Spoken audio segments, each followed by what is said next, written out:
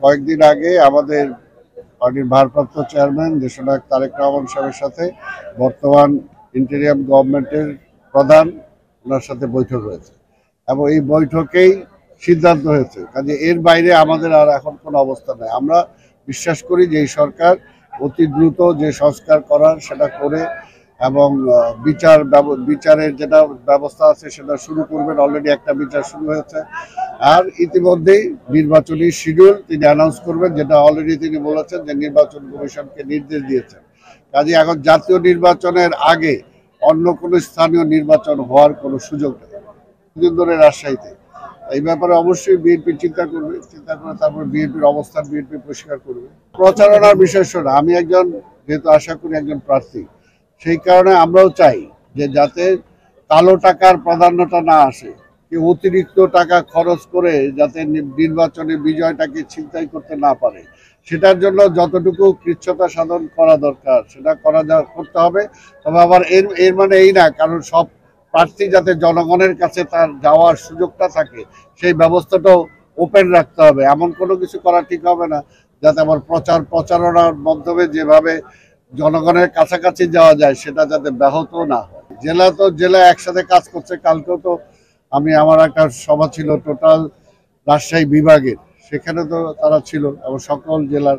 কাজে জেলাতে কোনো বিভক্তি নাই। এখন মনে করেন যে কোনো জায়গায় একটা কথা নিয়ে দুইজনের মধ্যে বিতর্ক হতেই পারে, কিন্তু তার জন্য একটা দলের মধ্যে বিভক্তি আছে সেটা বোঝানো যায়। বিএনপিকে সরকারের দেওয়া এই বার্তা নিয়ে রাজশাহীতে বিএনপি চেয়ারপারসনের উপদেষ্টা আব্দুস সালাম বলেন, জাতীয় নির্বাচনের আগে কোনোভাবেই স্থানীয় নির্বাচনের সুযোগ নেই।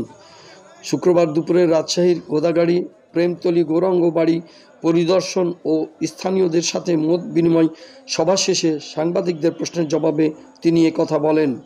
তিনি বলেন, বিএনপির ভারপ্রাপ্ত চেয়ারম্যান তারেক রহমানের সাথে প্রধান উপদেষ্টার বৈঠক হয়েছে।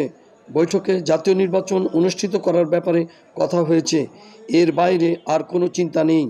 ইতিমধ্যে নির্বাচন কমিশনকে জাতীয় নির্বাচনের শিডিউল ঘোষণা করার কথা বলা হয়েছে।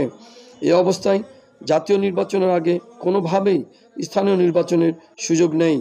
তিনি আরও বলেন, ইশরাক ইস্যুতে সরকারের বার্তা নিয়ে বিএনপি অবশ্যই তার বক্তব্য স্পষ্ট করবে। এছাড়া নির্বাচনী প্রচারণায় পোস্টার ছাড়া বিলবোর্ড ব্যবহার প্রসঙ্গে তিনি বলেন, নির্বাচনে কালো টাকার ব্যবহার যাতে না হয় সেদিকটা যেমন দেখতে হবে, তেমনি প্রচারণা যেন বাধাগ্রস্ত না হয় সেটাও বিবেচনায় রাখতে হবে। এর আগে গৌরাঙ্গবাড়িতে অনুষ্ঠিত সভায় আব্দুস সালাম বলেন, আওয়ামী লীগ সবচেয়ে বেশি হিন্দুদের জমি দখল করেছে। কোনো বিএনপি নেতা তাদের জমি দখল করেনি। কে হিন্দু, কে মুসলিম, কে খ্রিস্টান, কে বৌদ্ধ, এসব রাজনৈতিক দল হিসেবে বিএনপির বিবেচ্য নয়। বিএনপি সকল ধর্মের ও মতাদর্শের দল।